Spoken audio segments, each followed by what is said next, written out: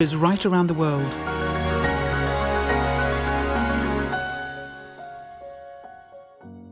Hello, I'm Shanti and thank you for joining us for today's masterclass, one of 21 masterclasses in new consciousness, new ways of thinking, of being and of doing in today's rapidly changing world.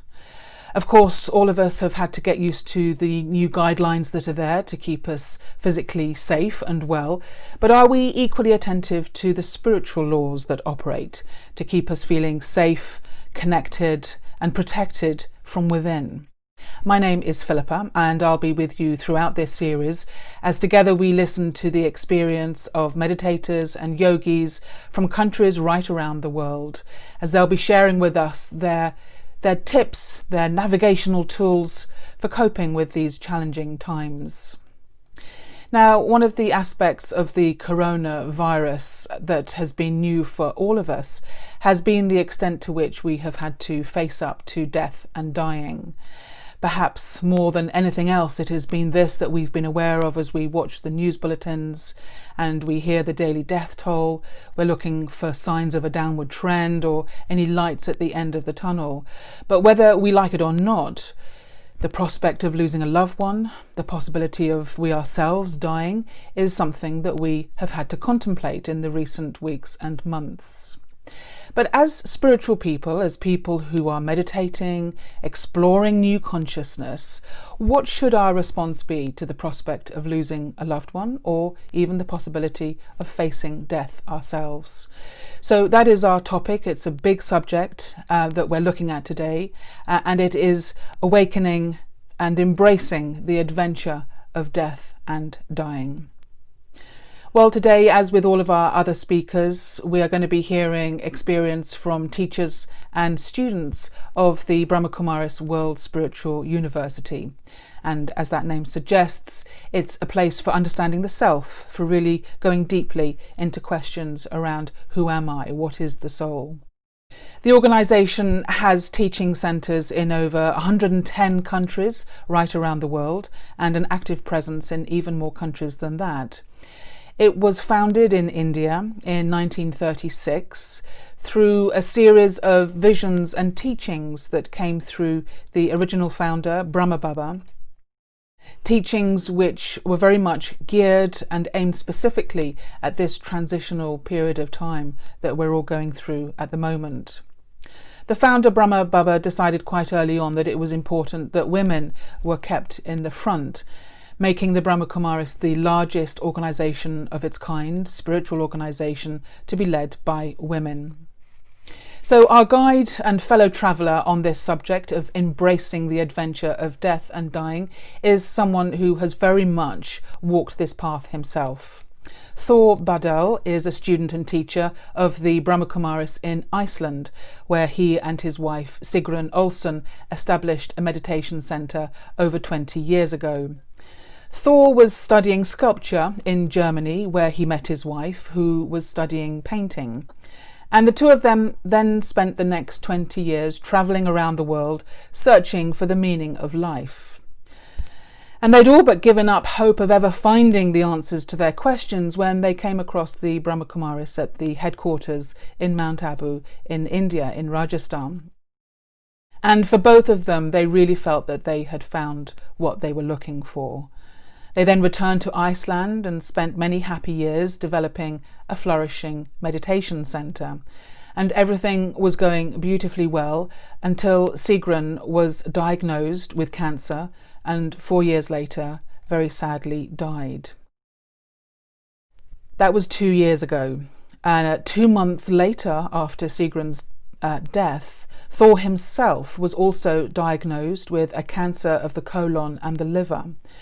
And so he had to switch from caring for his wife and supporting her through her dying and death process to having to care for himself.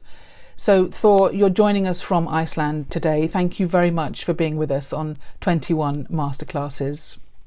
It's quite a journey that you have been on and you're still going on. You seem and look really well. How are you feeling at the moment? Well, I'm feeling very, very well.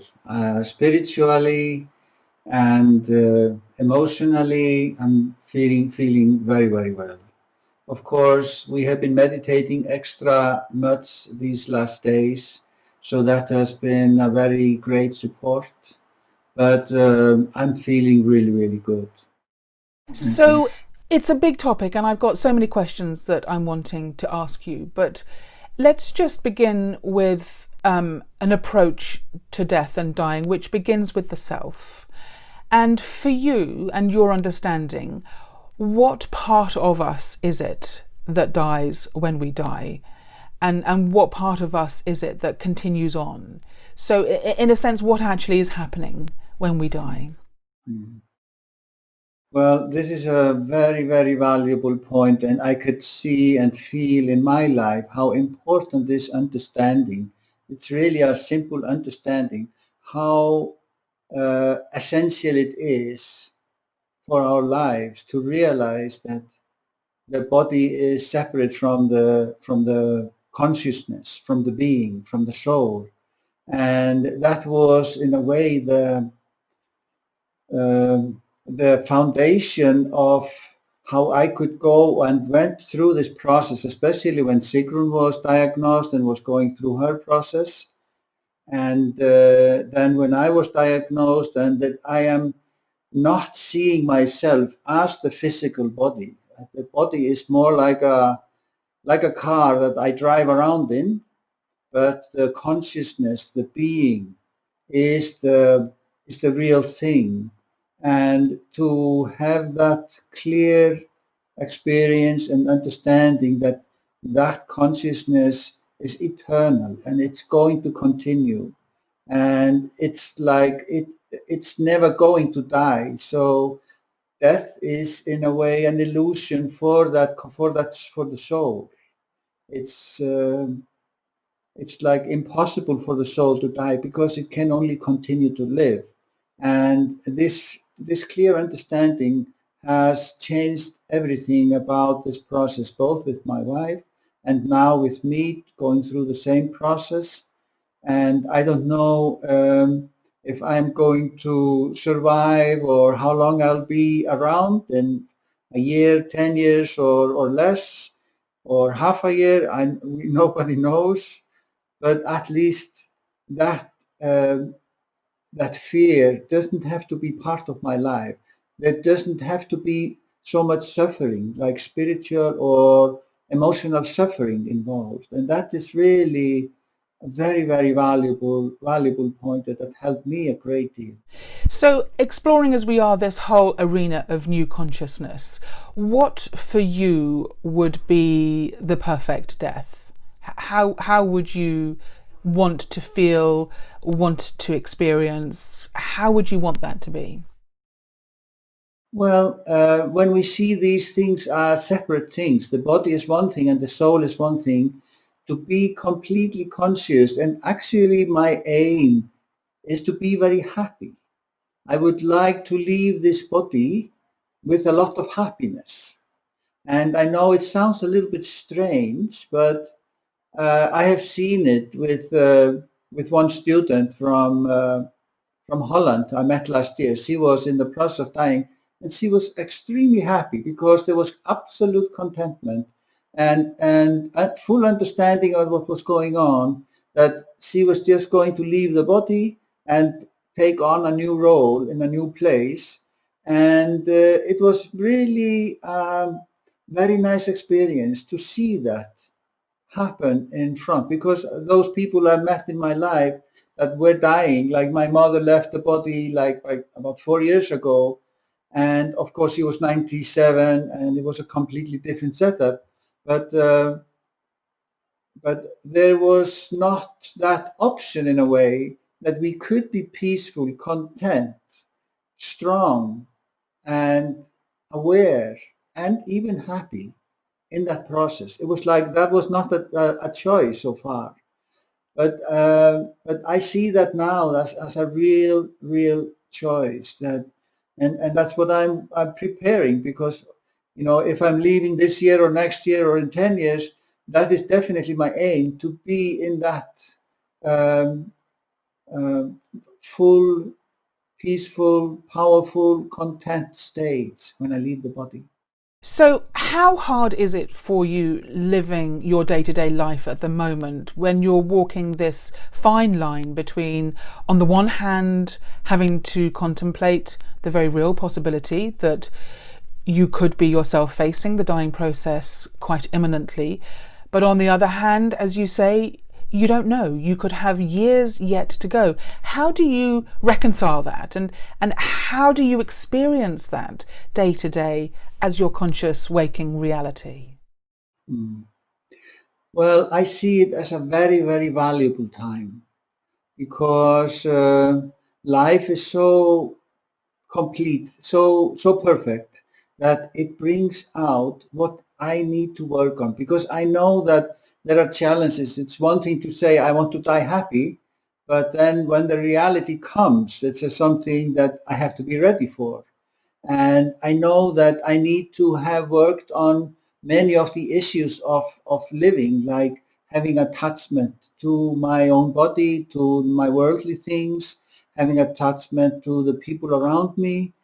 And I need to be able to uh, have finished or worked on all these things.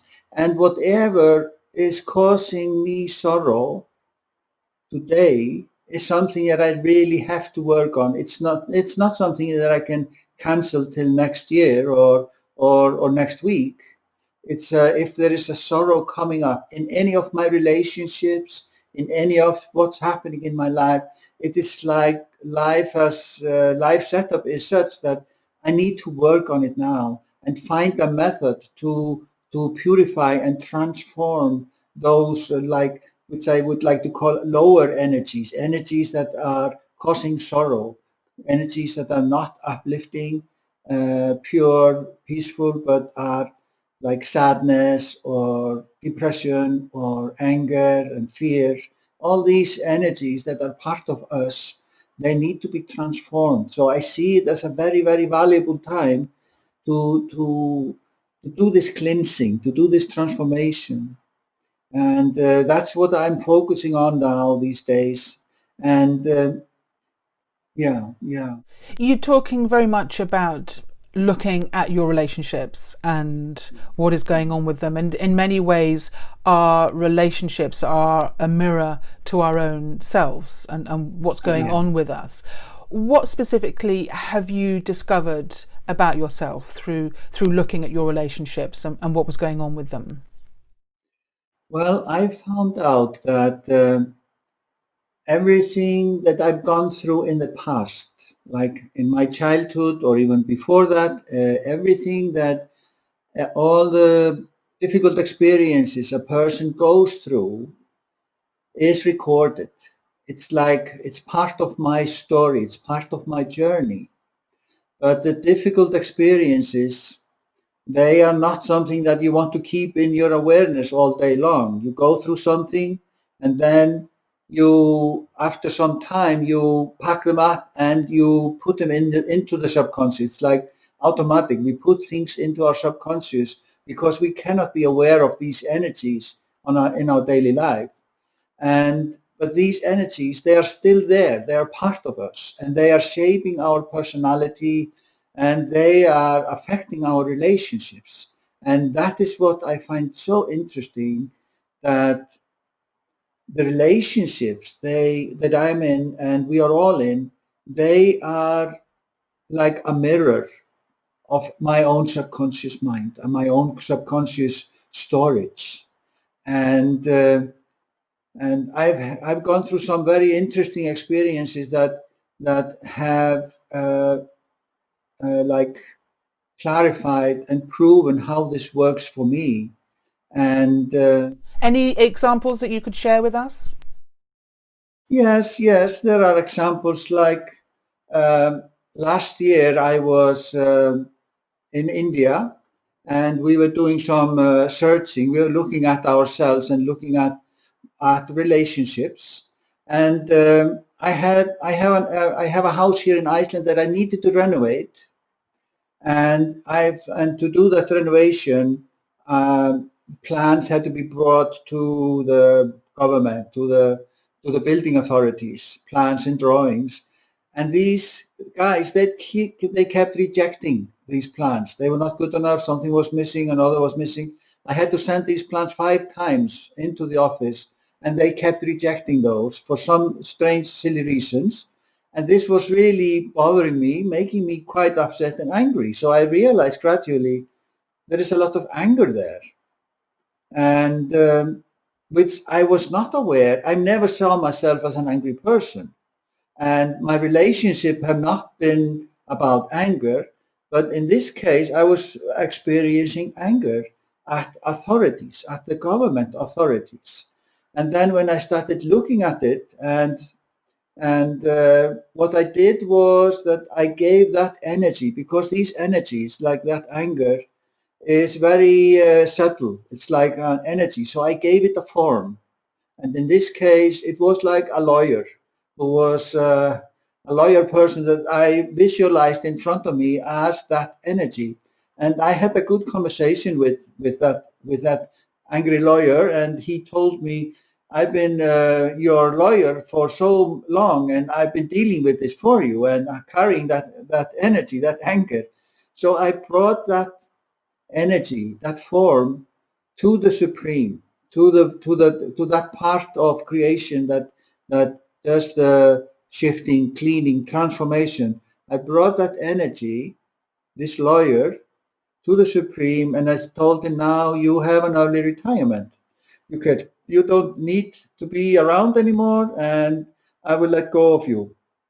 And then this was happening in India. When I came to my room that same night, there was an email from the building authorities that all plans had been accepted and stamped, and I can go ahead with the building after sitting there for 1 year. And then I realized that the obstacle of this project going on was inside of me. It was this irritation that was stopping this project. And when I shifted it, when I purified it and let go of it, then there was no need for the obstacle anymore. So not only was I free from that anger, at that particular anger, but also the scenes that this anger created was dissolved. And this is what I find so valuable today, because people are dealing with so many things, and they tend to blame someone else. They tend to blame authorities, the government, or the neighbor, or the boss, or someone. But the seed is usually with the self. If it's in my life, affecting my emotional life, then it's part of me. And to take that responsibility was the key to being able to shift it, to be able to transform it. Because I saw this guy, this lawyer guy, that was carrying this anger for me, that was part of me. He was my creation. I had created that person, that energy. Something must have been happening outside in life, but inside, that emotion was created by me. And if I created it, I am in charge. I can do with it what I want to do. But if I say I'm helpless, it's them, it's they out there, they make me feel so bad, then I cannot do anything. I'm a victim, and I'm not in charge of that energy. So that was like a key realization there, to see that, what's in front of me has to do with me. That's part of me. And that's why I'm looking at all my relationships, from parents, brothers, sisters, work companions, all relationships that I have come across, because they may carry very, very valuable information for what I need to do in myself. It's very interesting that this aspect of your concealed anger was something that you actually had no conscious awareness that it was there. And yet it was actually directing and controlling so much of what was happening without you even knowing that it was there. And I'm wondering whether once you had that realization, did you feel an actual shift take place inside you? And I'm also wondering whether you feel that this whole process that you're on at the moment, have you noticed a change in your meditation practice as a result of being on this journey now? Has that made a difference? It's like two main points that I find are very essential. One thing is that I am the energy, I'm the consciousness, I'm not the body. And the other is that the Supreme has that part of purifying me, purifying everything that is not uplifting and clean and pure in me. So to give that role to the Supreme and bring those energies to the Supreme for cleansing, that is also a key element, because that's how we can get rid of so much sorrow. Like now, many people are facing fear of the virus or of the financial situation or the world in general, what's going to happen, and people are experiencing inner fear, real concern, which is a kind of a suffering. And no matter what's going to happen out there, if I can let go of that suffering, then my life becomes a lot better, my mind will be cleaner. I will be able to see more clearly than if I'm burdened with worries or fears about what's going to happen tomorrow. And this is in small things and in big things. Like the first things I had to look at was, what about my fear of dying? What about my fear of death? And then I had to give that energy a form, this energy of uncertainty, not knowing what's going to happen, how it's going to happen, to give that form and have a conversation with it and understand that energy. Because the energy has a lot of information. And by giving it form, we can have a conversation and get valuable information about when did I create it, what's its role, how was it helping me, and ideas like that. And then take that fear, like fear of dying, to the Supreme and give it to the Supreme and see how that energy transforms. And then I become free. I can become free from that fear, which is, of course, really a completely different mindset than being burdened with fear of what's going to happen. So it's so valuable to have a tool like that can work on any sorrow. It can't be like many people are dealing with guilt or fear of rejection or shame or sadness or whatever.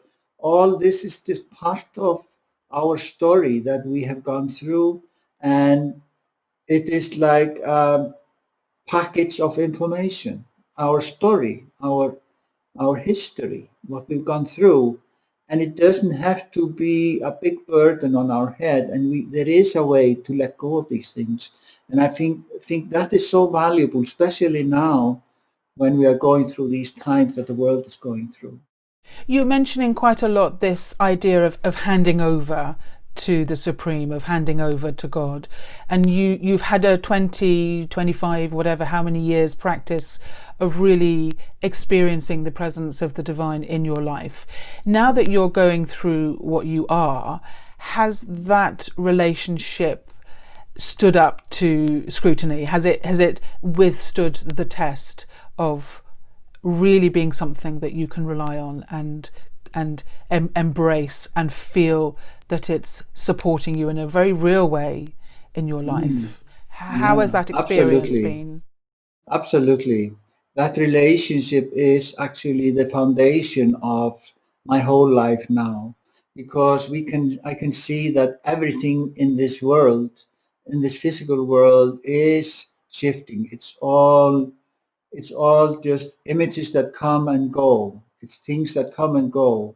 And what is really reliable, what's really firm and strong, and what I can rely on is that I am the soul, eternal, and the relationship with the Supreme Soul, which is the source of all the highest and the best and the most elevated energies. So if I set it up from 1 to 10, like the highest vibrations and energies from the Supreme are 10. It's like unconditional love, power, bliss, happiness. These energies, this state of being is coming from the Supreme. And then at the other end is the sorrow, the sadness, the fear, the anger. That's like 1 and 2.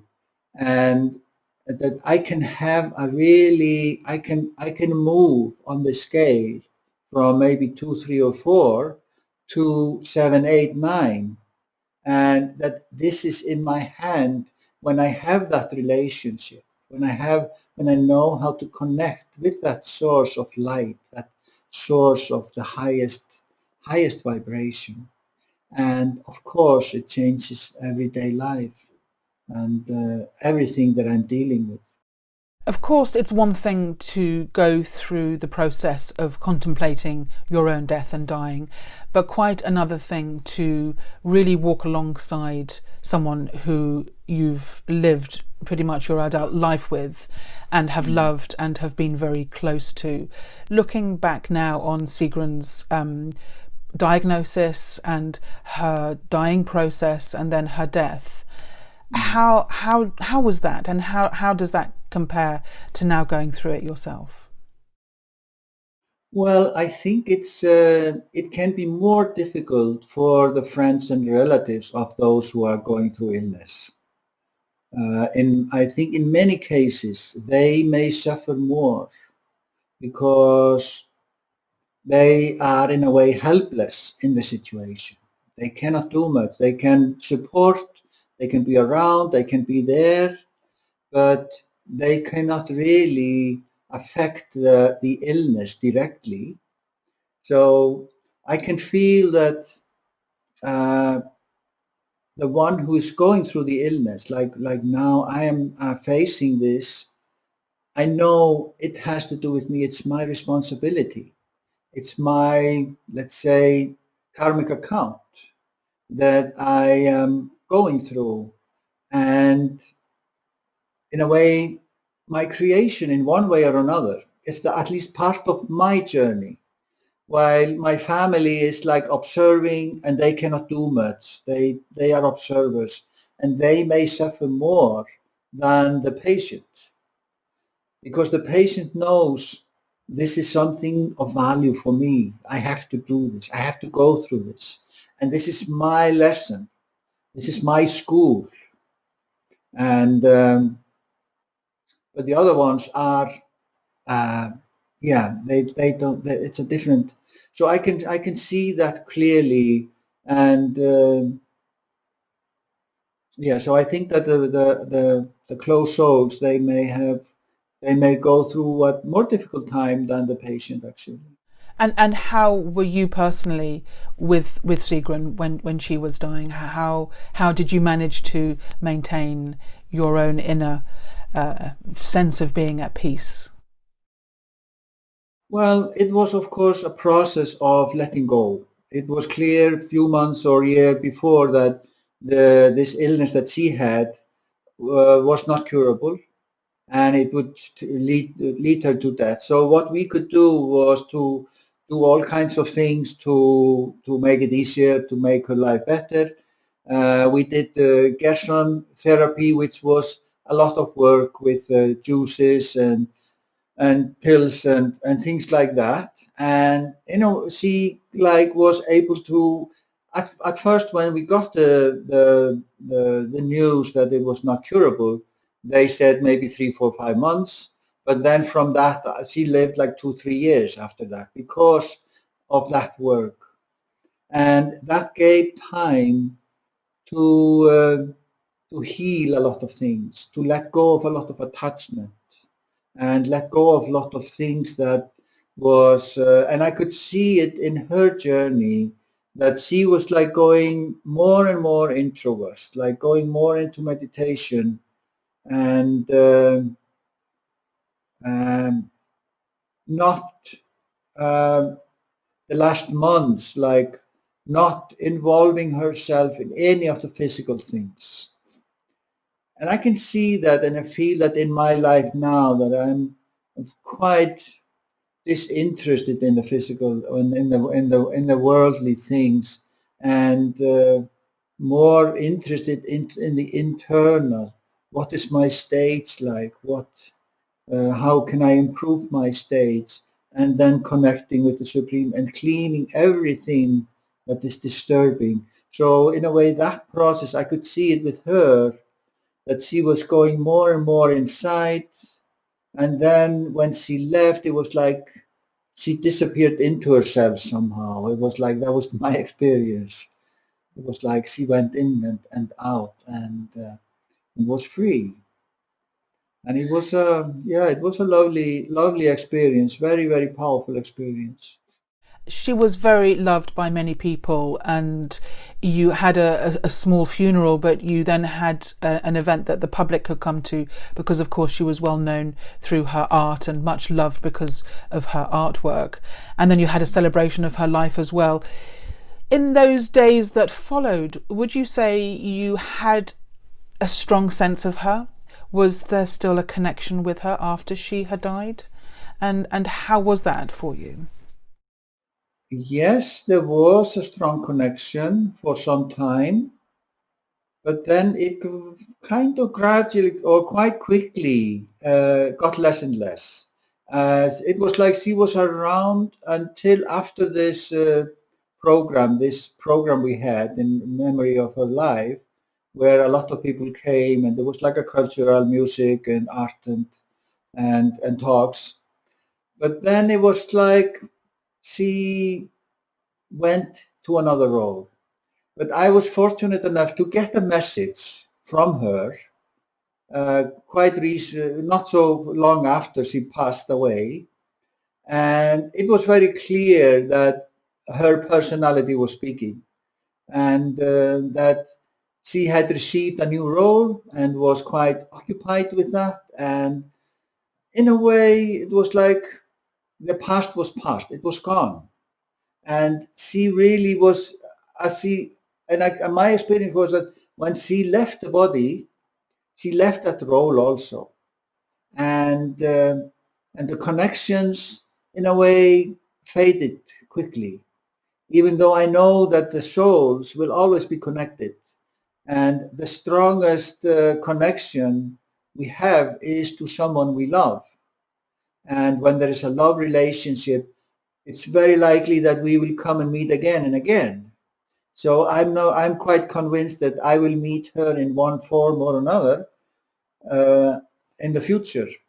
So instead of going into mourning, and I know that she was very well and happy and fine, and was just living in another reality, in another place, and in a way, almost like, uh, now I've started something new. It was like almost like leave me alone. It's like, you know, I'm in a new place now, and you just continue with yours. It was, um, and I realized that I need to let go of all attachment, and it was very interesting because both of us had been working on attachment before she left, of letting go of these energies that. I was really surprised that I didn't have to go into deep mourning. That was what I expected, because we had been so close for over 30 years, living together and working together, running the center together. We didn't have children together, so our work and cooperation was like, we were like one in many ways. And I thought, well, maybe there's going to be a long time of mourning, But it was not the case. And I was quite surprised that instead of mourning, there was more the feeling of gratitude. And, we had a wonderful life together and have a nice journey and I'll meet you later. It was like he was going on another, and then I'll see you later. That was like that uh, full, clear awareness that changed the mourning process a lot. For And some people listening to this, it might be a really strange concept to think of this continuity of consciousness, that we're used to thinking our thoughts in our physical body, but the idea that we can continue thinking, having thoughts, feeling ourselves actually after we have died is quite a stretch for some people, and yet you are very clearly in a place where that is absolutely the case. How does that significantly change your approach, do you think, when you think about death and dying? well, I see it now as with a broad lens. I see my life not just from the moment I come into this body and the moment I leave this body, but I see my life as a much, much longer period. So it's just one life broken up into many pieces. And we are just looking at one piece at a time, which is maybe 60, 70, 80 years. That's just one piece because the soul is eternal and the soul has this interesting role to play. And when I see it like that, it's a completely different picture than if I'm just looking at this one physical uh, day of birth, day of departure, and everything, and then I'm trying to hold on to that. It's when the big picture is in front, then it looks completely different, and there's a completely different awareness. Yeah, it gives a completely different feeling, and I think that for me, there's absolute clarity about this, and that is the truth. And I've seen it confirmed in many, many ways in my life. I can see what's happening in my life, like what I'm cleaning out now and the rubbish that I'm going through and getting rid of. It's not just from this one life, it's from different lives. It's from the past because the soul has recorded everything, and I'm now in the process of cleaning the whole soul and cleaning everything that the soul has gone through. And maybe the seed of something that's happening in my life now is centuries ago. Something happened, and then that's part of me, and it's emerging, taking form in my relationships in whatever way that I'm dealing with in my life, and to see that I don't have to blame anyone. There is no one out there to blame, and to change that attitude in that way so that I can live a blameless life and with more the feeling of gratitude and peace and love, power, and having that connection with the Supreme is extremely valuable in this process. And that was one of the most valuable things to realize, that it is the role of the Supreme to clean and purify, but I can help the Supreme by bringing certain feelings, certain emotions, in any sorrow or sadness that I am carrying in myself. Uh, the Supreme has that part of cleaning it and purifying me, and that makes it very extremely easy. It makes the process extremely easy because it's not me that have to do the work. It's the Supreme who's doing the work. It's like he's mixing his high vibration into my sorrow or my worry or my fear, and the feeling is gone. And this is, of course, extremely valuable for all people who are facing situations, health, financial situations. Like if there is financial worry, I mean, one thing is to worry about not having enough, but if that feeling is removed, the fear of not having enough, then the mind will see different options, different possibilities. It becomes creative, because I've seen that if we are under fear, if we are under sorrow, if we are under the burden of suffering, then the mind is not creative. It will not see solutions. It will not see the possibilities that are there, and even it's incapable of learning from the experiences. So just to be able to remove those feelings, those emotions out of my life. And what happens normally, and like the story I was telling you with this lawyer, then the physical reality shifts. And where there was just an obstacle, a wall, no possibilities emerge.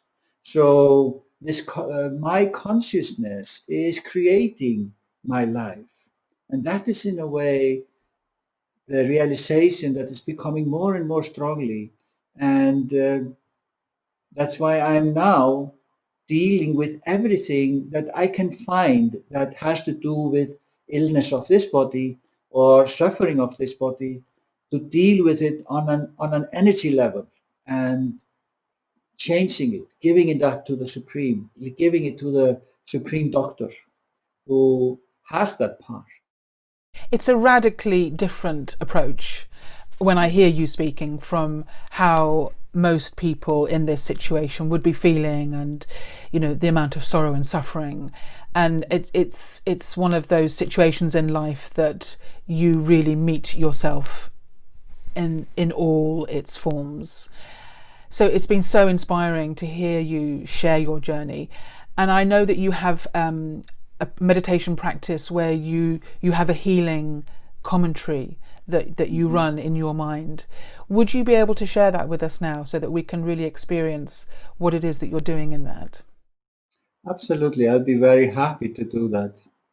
And it is like a meditation journey where we can choose any situation in our life or any relationship ahead of time. Sometimes I like people to write down all their main relationships and see what were the challenges in those relationships. But now I think it's good just to look at one relationship in our life that may have been the most challenging or difficult in one way or another, and then to isolate that emotion that is involved in that relationship. Maybe there was guilt there, or maybe there was anger, maybe there was rejection or shame, or whatever feeling is coming up that through that relationship. And we can do that. So I think it's good then to uh, look through your life and see and pick one example, one experience that you are ready and willing to shift now, and willing and ready to let go of now. And this meditation, it's good to do it with closed eyes because it involves some mental visualizations. So shall we do that now? Let's do it. Yeah. Okay. So let's close our eyes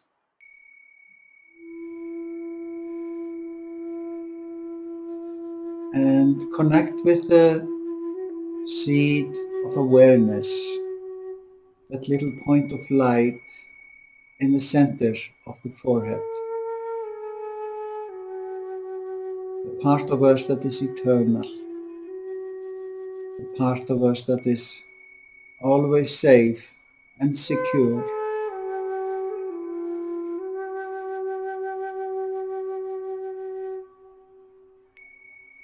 and the part of us that has the ability to connect with the Supreme Source.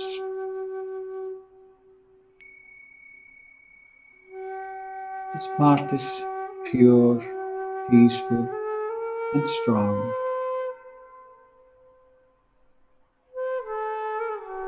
And now I'm going to go on this journey of transforming this one experience. And when I look into my hand, I visualize a golden key. There's like a golden key in my hand. And I am standing in front of a beautiful door that is decorated with jewels and diamonds and beautiful door. And this key fits into the door hole, and we can open the door and we can step into that space behind the door.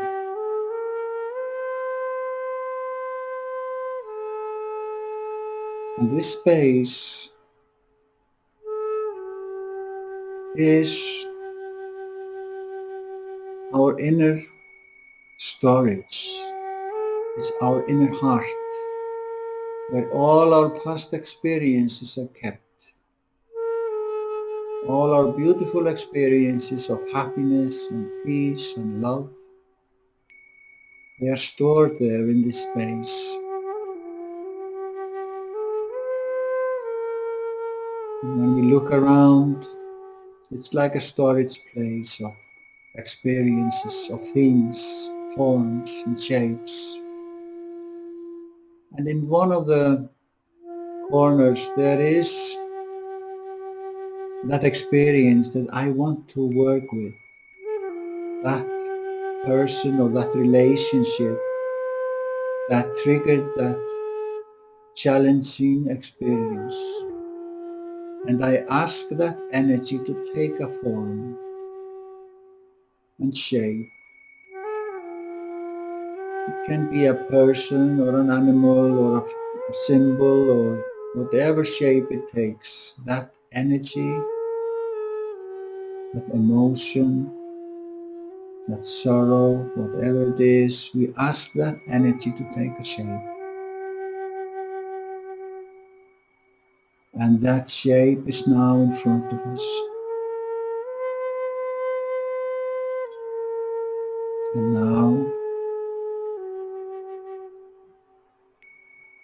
I can ask that energy, what was your role in my life? Why did I create you? And I can listen to the answers that come.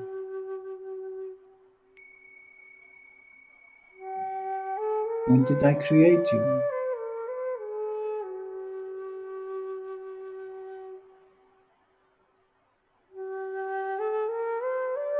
And this is our creation, this form.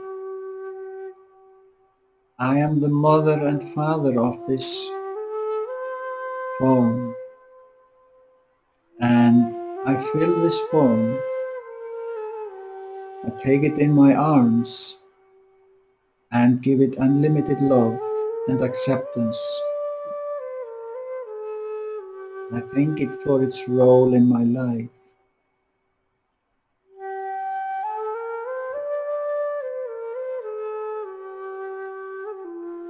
And in the middle of this space, in this room that we are in, it is like an altar with a ray of light from above. And we take this form, this experience, to that altar, to that light, to that column of light. And we inform that energy that now it's time to transform and shift and to be purified. And we place this form, that energy into the light. We give it to the Supreme for transformation, for purification. And we see how the form begins to dissolve.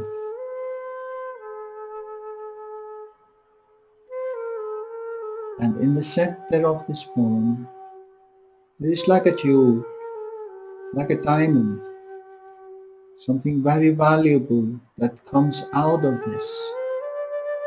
It's like the core of this form has a valuable diamond.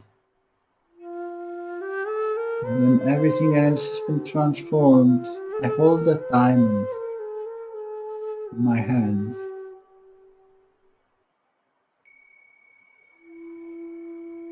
It's like the lesson or the positive things.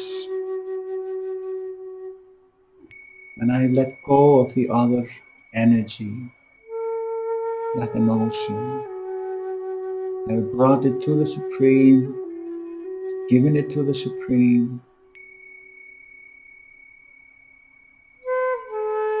and then I leave that diamond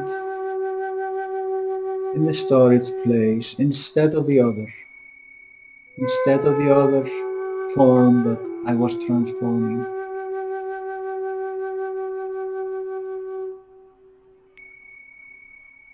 And I can take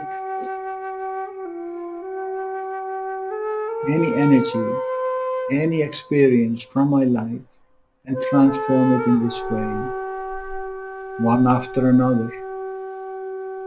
But this one will do for now. But you can continue and clean and purify all relationships.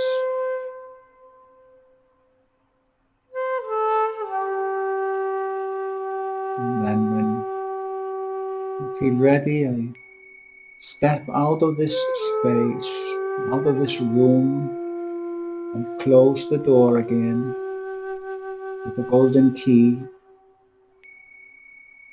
and hang it around my neck so it will always be with me. And I can go in there anytime and transform any sorrow from my past or present whenever I like.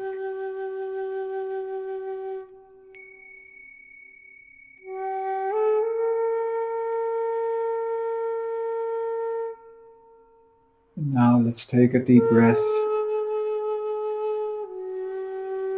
and return back to the reality I'm in now.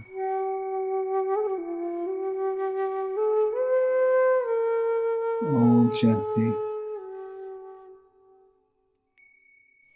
Thank you so much, Thor. I feel like I'm literally holding a sparkling diamond in my hand. That was such a beautiful journey you took us on. And it's a journey we can take ourselves on anytime we want. We don't have to be engaging with the journey of our own death and dying to have these experiences of really deeply purifying, as you've talked about, and cleansing our deepest thoughts, our subconscious, the whole of our being is involved in this process of cleansing and purification. I can't thank you enough for sharing so much your insights into this whole subject, which, you know, let's face it, all of us are going to be on this journey at some point or another. And you've brought huge awareness to it. And I thank you for your insights and for your sharing, Thor. Thank you for being with us today. And all the best. Thank you very much for giving me this opportunity. And really all the best for your journey going forwards. Our heart is with you. Thank you so much. Thank you. And thank you as well for joining us from where you are. I hope you've really been touched as deeply as I have by Thor's experience there, and that you will continue thinking and exploring for yourself what this means to you. I look forward to seeing you again next time on the next masterclass in New Consciousness. Until then, take good care, keep safe, Om Shanti, and goodbye.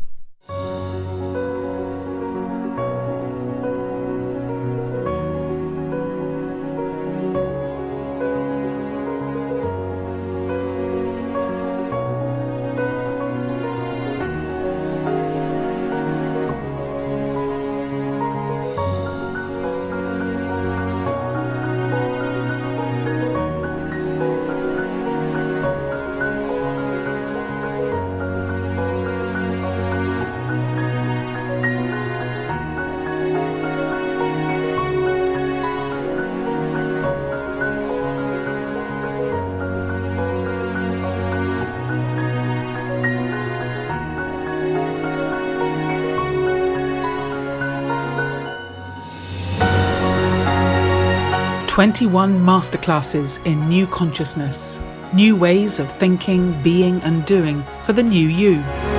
Pioneering thinkers from countries right around the world.